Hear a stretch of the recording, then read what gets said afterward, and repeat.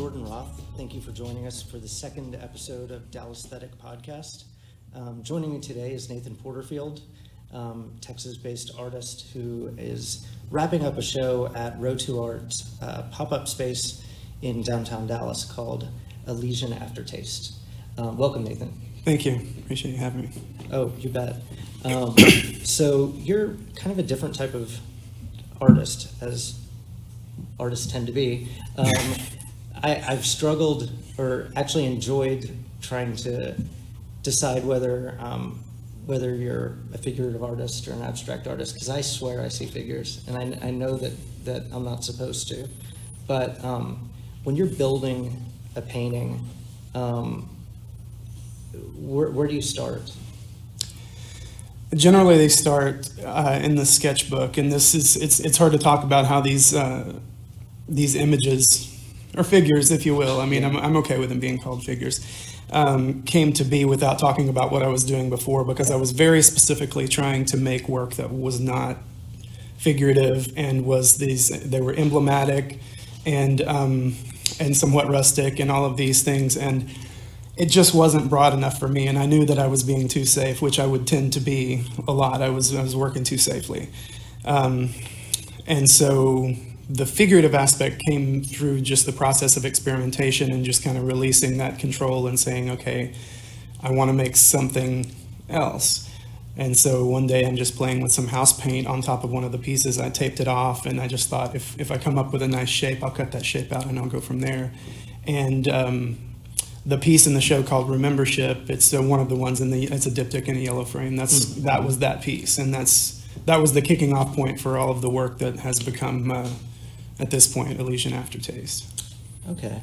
I remember seeing a couple of the first few about a year ago, and I hadn't really seen much like that.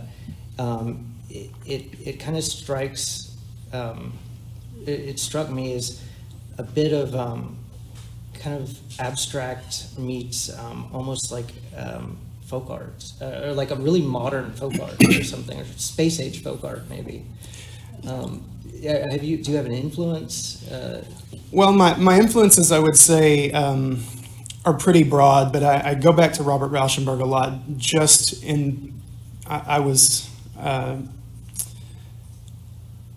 I was always taken with his ability to help one object transcend its own being, to juxtapose, these things that were part of his language, and juxtapose these things in ways that were confusing and meaningful and deep, and you wanted to be around these things and you had no idea why. Yeah. And so that's what really, that's what really informs these. And so I happen to work in a field, I work in museum prep, and that's my day job anyway. And I come across so many materials that are just intriguing, and I've never not felt this need to use them in some sort of alternative way.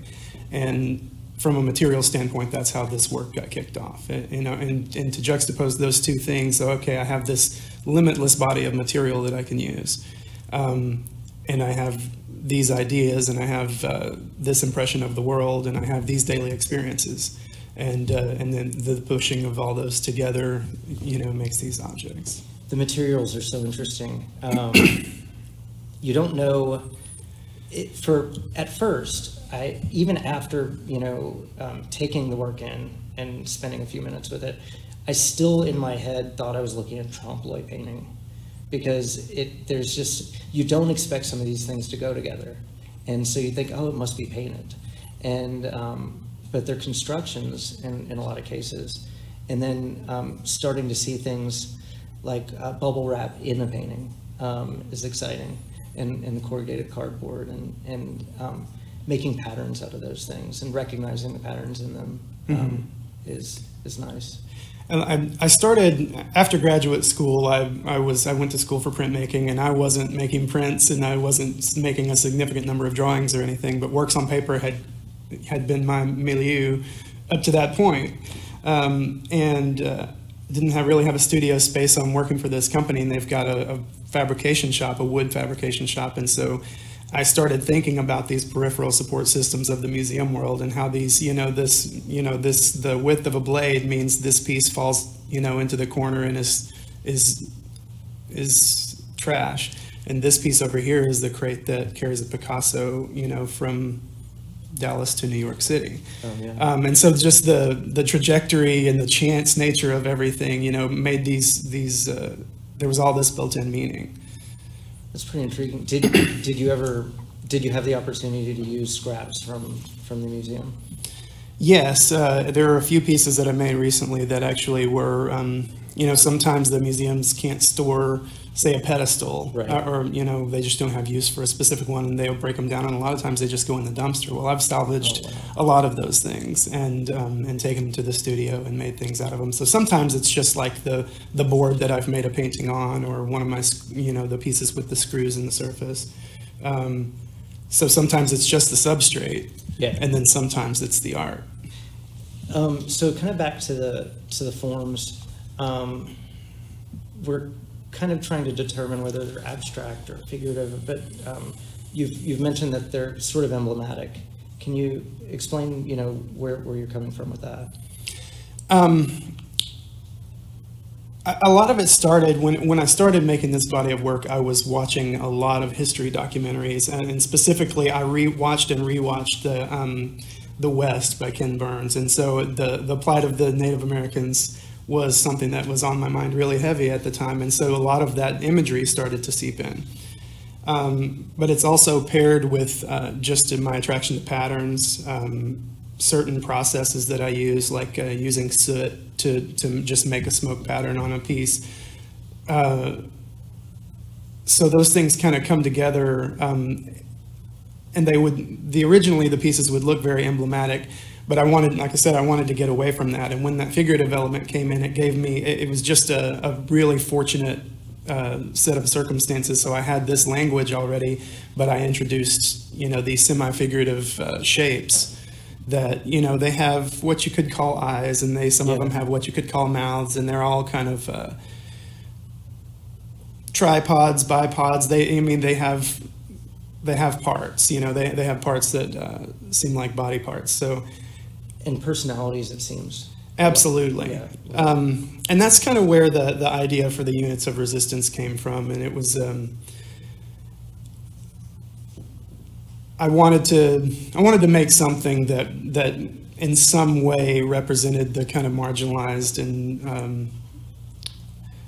and put upon elements of society. Yeah.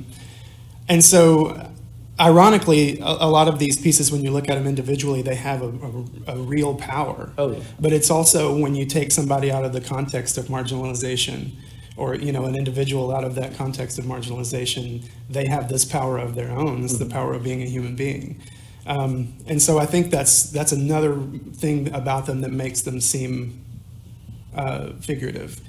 Well, it's interesting that, they sort of represent ideals in some cases, or, a way of being. They're like feelings or just traits, I guess, that some people might exhibit. One that stood out to me was there's a Monuments Man piece, and I'd read a lot of. There's a gentleman in Dallas who kind of championed the whole process of bringing the works back. So I'd had the opportunity to read about that, and it's such an amazing long-term project that was going on. But still is. But tell me about that piece. Well, it's one of my least clever titles. I'll say that for sure. But I want to say I was reading the book. I actually was listening to the audiobook, because when I was teaching and I had a long commute, so I was listening to the book. And so this list of titles I've told you about before, the list of possible titles, it was on there, and I really think that this idea of where so many of those pieces were hidden in mines deep in the mountains and all of these things. So I think that it was really, there's a reason that piece looks very, very imposing and regal. Like there's there's a scene from the story. I mean, it's a a true story, but there's a scene from the book where one of the Monuments Men is hit almost directly by a bomb, and so that scene was really heavy in my mind. And you got this figure that has no idea that it's the center of near chaos, or impending chaos. But so it looks somewhat military. There's this kind of implied space and mountain range in the background. It's standing on a target. All of the clues are there. It's really one of my more direct pieces. It also reminds me a little bit of the statues that were pillaged or destroyed by Al Qaeda and everyone else in the Middle East recently. It's interesting work. I want to go back to some of these titles, and I'm going to cheat a little bit because they're very clever. And okay, I need a new prescription. So from Units of Resistance, we have things like well, they're all numbered, and I can't read this. Why don't you read a couple of these for me? Sure.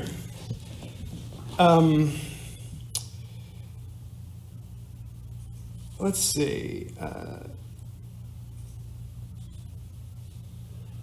Try to find one that.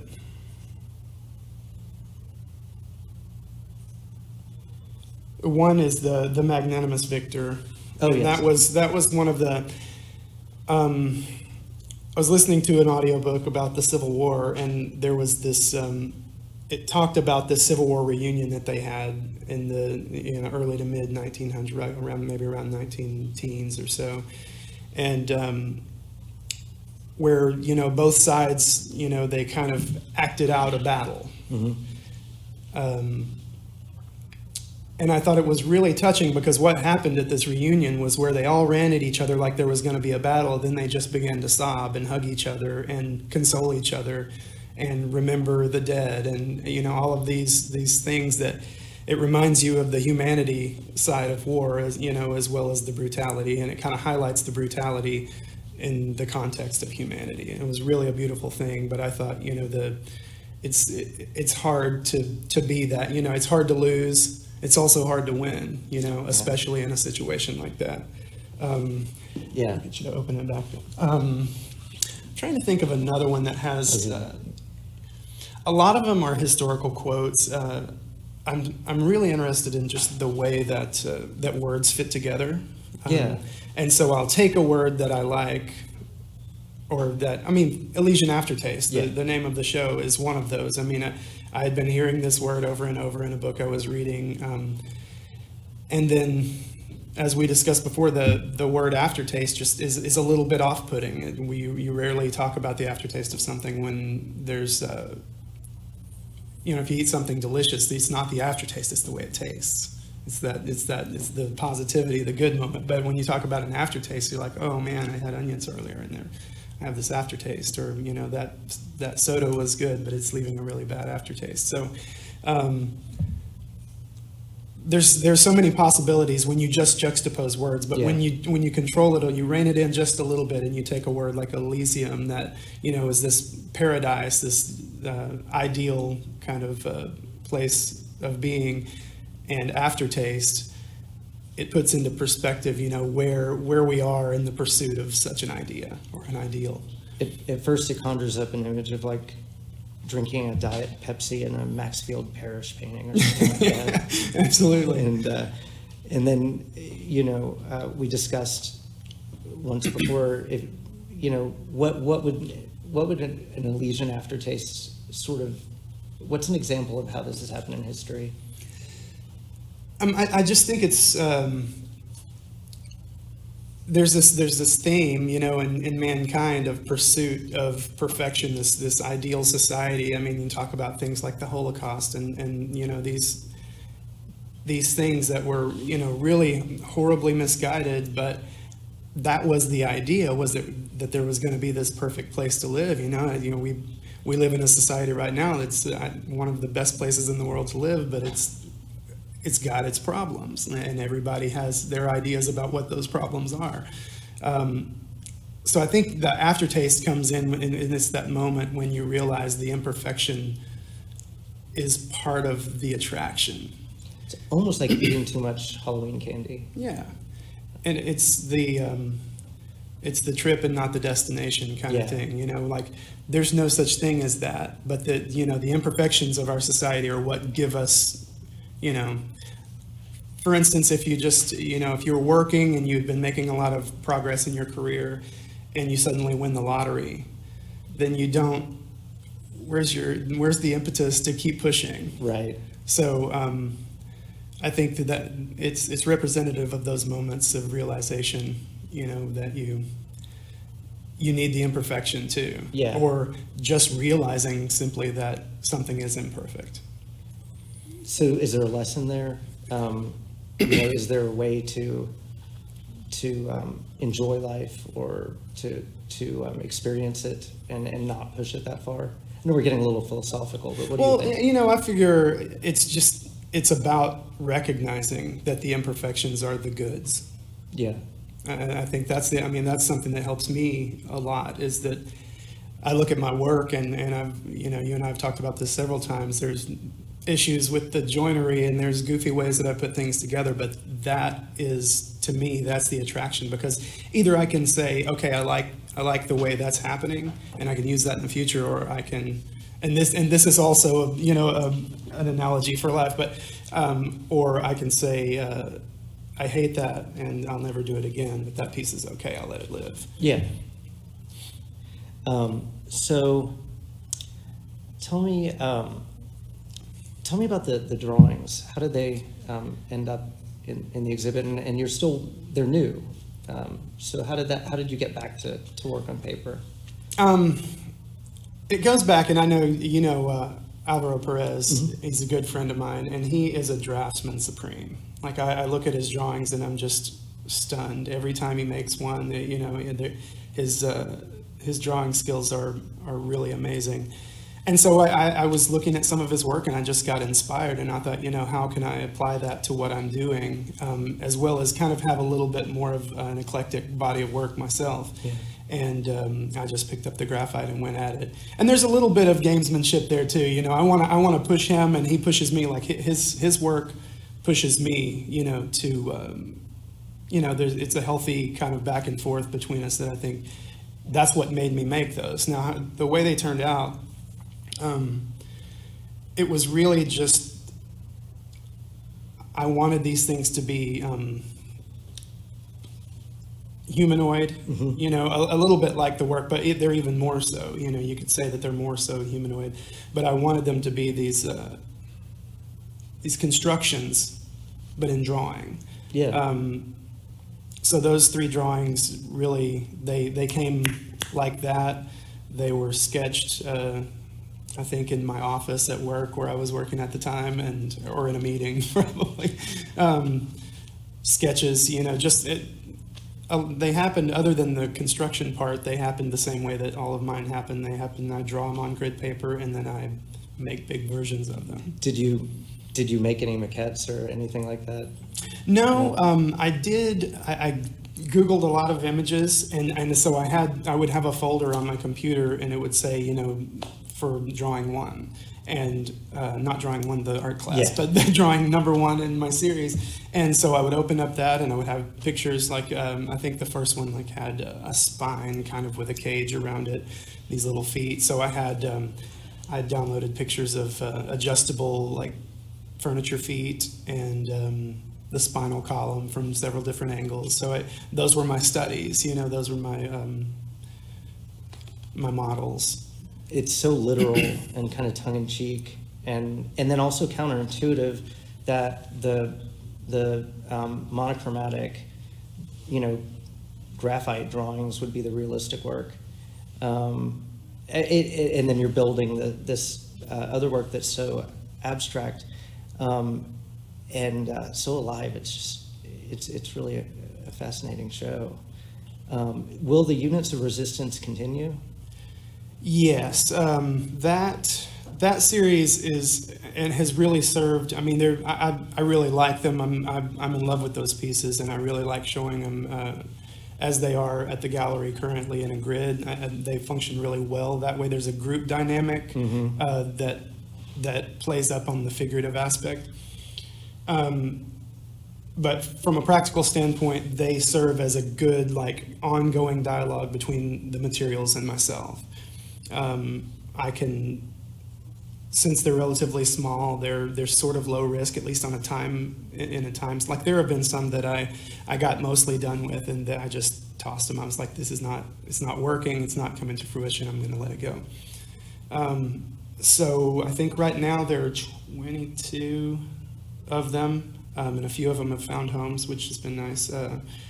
I can see making 50 of them. I don't know why not, and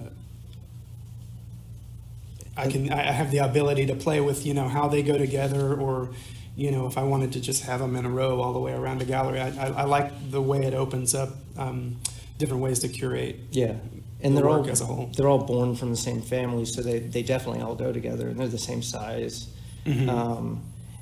Together in the big group that they're in now, it's almost like they're singing. I feel like these could be cartoons or action figures or something. Have you thought of going commercial? I know it's a really weird thought. But. No, I haven't considered that. I did have somebody tell me, I recently had a show out at the Tarrant County College Northwest campus, and one of the best pieces of feedback that I got was they looked like 8-bit video game scenes. You know, you've got a really basic spatial arrangement where there's a foreground, you know, the figure in the foreground standing on an implied surface with something happening in the background. And I like that because, again, it played up on the figurative thing without demanding any. I don't have to draw hands. You know, I don't have to draw the face. It played up on that figurative aspect without me having to lift a finger. And the bigger ones, the bigger shaped paintings, are kind of, I definitely see that video game aesthetic there, or the 8-bit graphic. They also look kind of tribal, but not any identifiable tribe or anything, but it looks like something that would represent, you know, an idea like fertility or strength, or you know, something like that. I like that that's still, the vestiges of that previous body of work that I spoke of before are still there, so that aesthetic sensibility kind of lives on, and it does. It's a little bit stronger in the bigger pieces, and I don't know why that is. You know, maybe it's just a matter of the size of the materials, because you know the scale is quite different when you're talking about a 4-foot tall piece versus a 10-inch by 10-inch piece. Well, so they're not boxed in either. And yeah, I guess they have this. They have a place in the real world, and I think they're slightly more sculptural. They kind of exist less as a painting and more as an object. So where do you see? We know that we'll probably see more units of resistance. Do you just plan to just follow kind of this journey that you're on and just let the work develop on its own, or are you developing some ideas?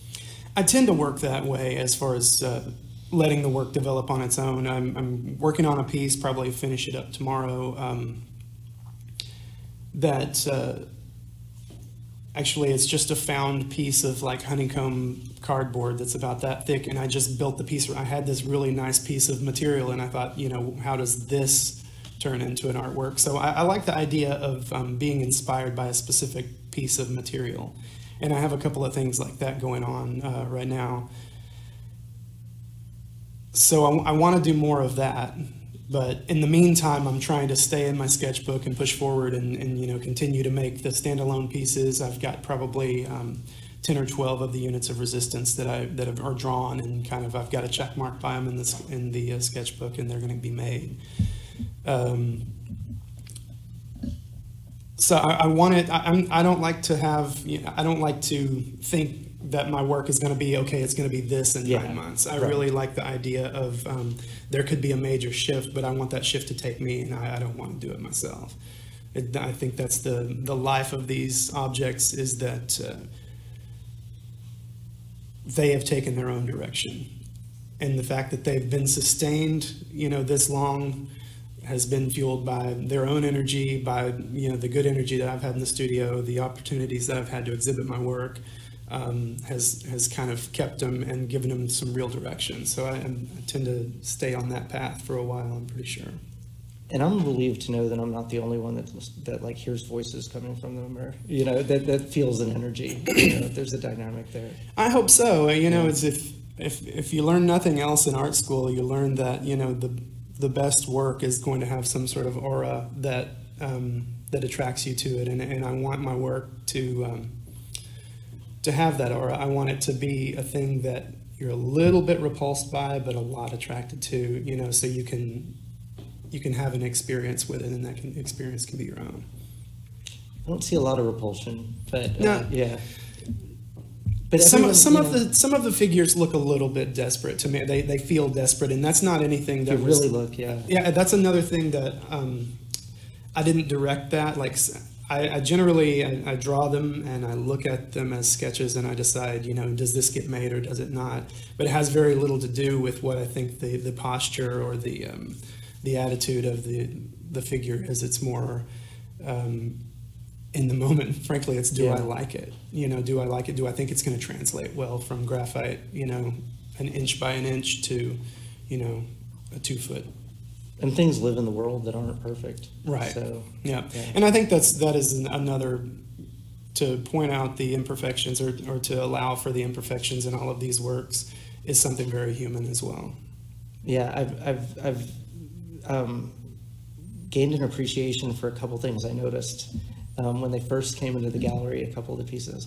Does he know that there's a little notch here? And of course you do. Yeah. Yeah, absolutely. And one of the things that surprises people when they see me working, or they see the work and then they talk to me about it, is that I'll make a blatant mistake. Like I'll overcut something, or I'll set my knee down on a piece and it'll just be dented in, and that lives. I'm leaving that, because that is, as much as the fact that I went to the grocery store that day, or that I woke up on the wrong side of the bed, or any of these 1,000 factors that could go into that piece. That's something that happened to that piece. Now, obviously, there's a difference between ruining a piece and adding a little character by hitting it with your X-Acto knife. But I think those things are important. That if they don't completely detract from the overall composition, then there's no reason to take them out. And then that's one of the things that I want to always allow for in the work. So it's a great show. It'll be up into the beginning of August at the Downtown Gallery. I think a couple pieces are moving.